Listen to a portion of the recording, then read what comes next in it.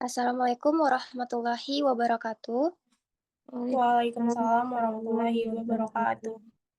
Yang terhormat Bapak Taruna Prakarsa SHMH selaku dosen pengampu mata kuliah Hukum Perdata Internasional.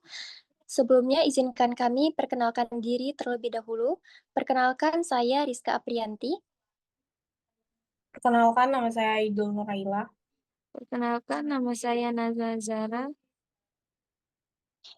Pada kesempatan ini, kami akan mempresentasikan mini artikel yang telah kami buat dengan judul Keabsahan Term of Service Lintas Negara sebagai Kontrak Baku bagi Konsumen Indonesia dalam Perspektif Hukum Perdata Internasional. Sebelum masuk ke abstrak, izinkan saya menyampaikan sedikit mengenai istilah utama dalam artikel ini.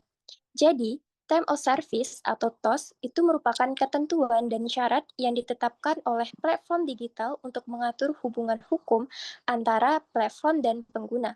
Dalam praktiknya, Time of Service ini biasanya itu disusun sepihak dan harus disetujui pengguna sebelum menggunakan layanan. Untuk melihat gambaran umum permasalahan yang kami kaji, selanjutnya akan disampaikan abstrak, pendahuluan dan rumusan masalah yang akan disampaikan oleh Aidil Nurlaila. Oke, baik, terima kasih. Selanjutnya kita masuk ke abstrak, yaitu perkembangan e-commerce lintas negara membuat konsumen Indonesia semakin sering terikat pada Terms of Service atau TOS yang dirumuskan sepihak oleh platform asing.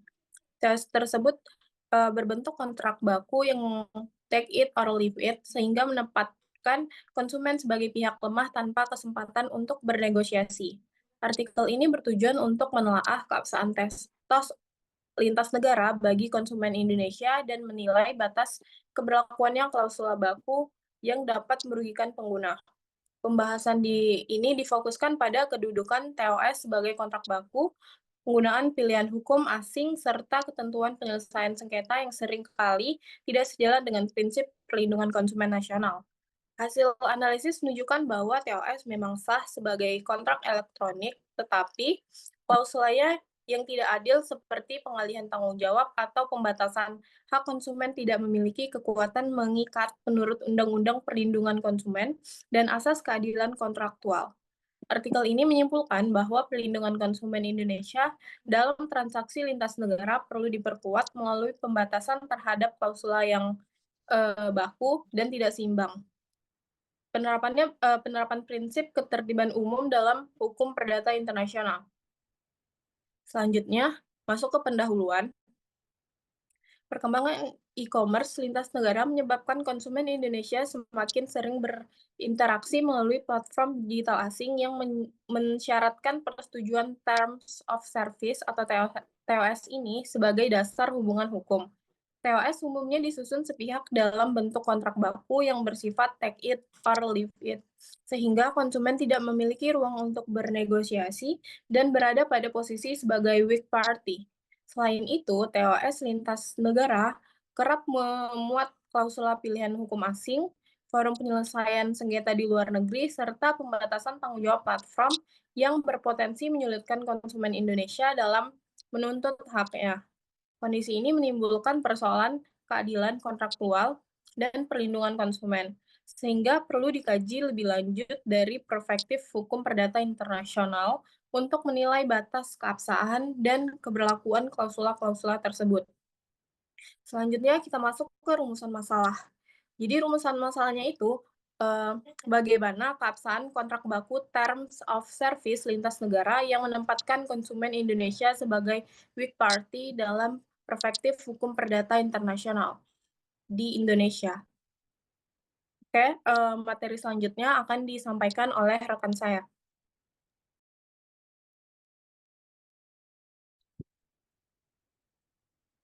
Baik, selanjutnya saya akan menjelaskan bagian pembahasan yang menjadi inti dari mini artikel ini.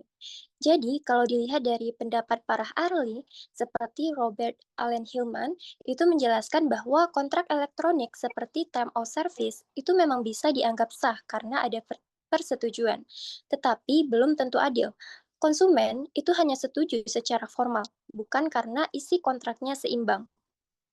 Kemudian, Margaret Jane Radin itu juga menegaskan bahwa banyak TOS justru mengurangi atau menghilangkan hak konsumen melalui klausul sepihak. Misalnya, pembatasan tanggung jawab atau kewajiban menyelesaikan sengketa di luar negeri. Karena itu, kebebasan berkontrak itu nggak bisa dijadikan alasan untuk membenarkan isi perjanjian yang merugikan konsumen. Pendapat ini sejalan dengan Randy Barnett yang menyatakan bahwa keadilan kontrak itu harus dilihat dari keseimbangan dan perlindungan terhadap pihak yang lebih lemah, bukan hanya dari ada atau tidaknya persetujuan. Jadi, persoalan utama dalam transaksi e-commerce lintas negara itu ada pada Time of Service atau TOS yang dibuat sepihak oleh platform digital asing.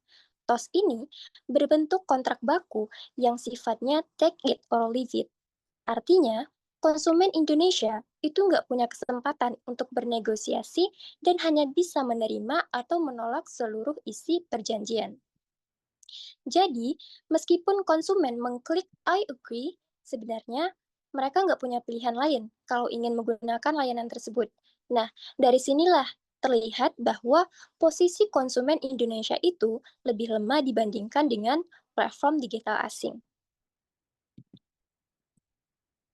Dalam perspektif hukum perdata internasional, meskipun asas party autonomy itu memberi kebebasan kepada para pihak untuk memilih hukum dan forum penyelesaian sengketa, kebebasan tersebut tidak bersifat mutlak karena dibatasi oleh prinsip ketertiban umum atau public order dan kewajiban negara untuk melindungi konsumen.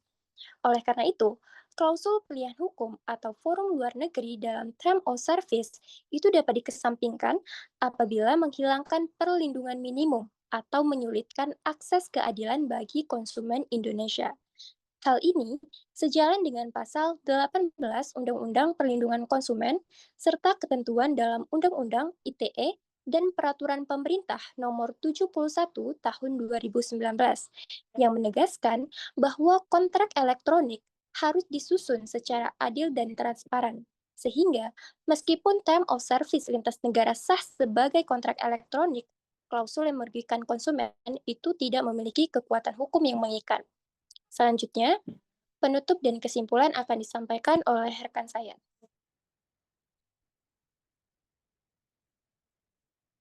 Baik, selanjutnya saya akan membacakan penutup. Berdasarkan pembahasan yang telah diuraikan, Terms of Service atau TOS lintas negara yang diberlakukan oleh platform digital asing terhadap konsumen Indonesia pada dasarnya diakui sebagai kontrak elektronik yang sah. Namun, keabsahannya tidak bersifat mutlak. Sifat TOS sebagai kontrak baku yang disusun sepihak menimbulkan ketidakseimbangan kedudukan para pihak dan berpotensi merugikan konsumen sebagai weak party. Oleh karena itu, diberlakukan peran aktif hukum nasional dan hukum perdata internasional untuk membatasi keberlakuan klausul yang tidak adil melalui penerapan asas keadilan kontraktual, etikat baik, dan ketertiban umum. Kedepan, penguatan perlindungan konsumen dalam transaksi e-commerce lintas negara menjadi penting agar konsumen Indonesia tidak terus berada di dalam posisi yang dirugikan.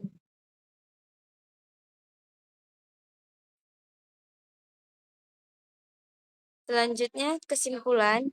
Jadi itu, Term of Service lintas negara sah sebagai kontrak elektronik menurut hukum Indonesia, tetapi keabsahannya bersifat bersyarat karena merupakan kontrak baku yang tidak memberikan ruang negosiasi kepada konsumen.